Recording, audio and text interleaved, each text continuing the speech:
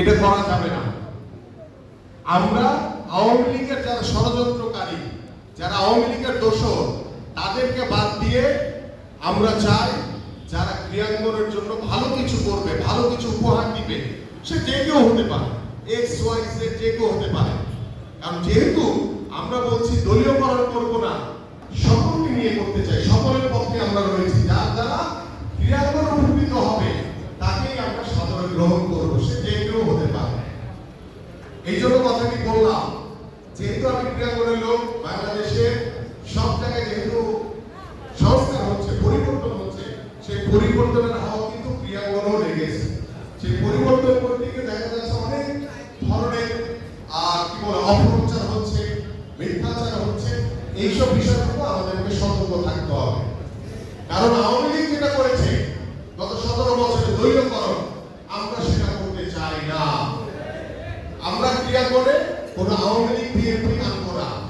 আমরা চাই যারা ক্রিয়াঙ্গনের জন্য অবদান রেখেছে, ভালো কিছু করে, এবং যারা মাঠে ক্রিয়াশীল করে, যারা বঞ্চিত হয়েছিল, সেই লোকগুলিকে আমরা প্রত্যেকটি ফেডারেশন থেকে শুরু করে সব জায়গায় আনতে চাই।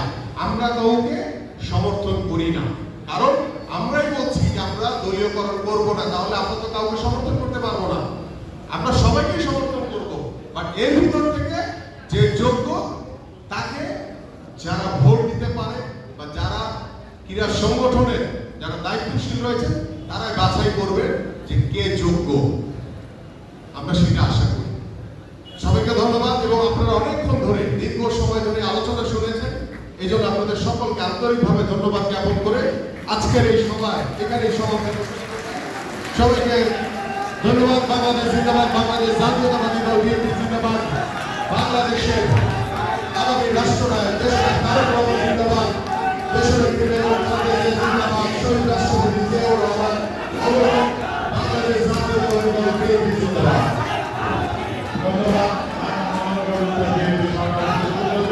ঢাকা সুভাষচন্দ্র অভিভাবক জনাব আমিরুল থেকে ধন্যবাদ জানাই পল্লবীনগর থানা বিএনপি অঙ্গ সংগঠনের সংগঠন কর্মীদের থেকে আন্তরিক শুভেচ্ছা ও ধন্যবাদ জানিয়ে আজকের অনুষ্ঠান এখানে সমাপ্ত।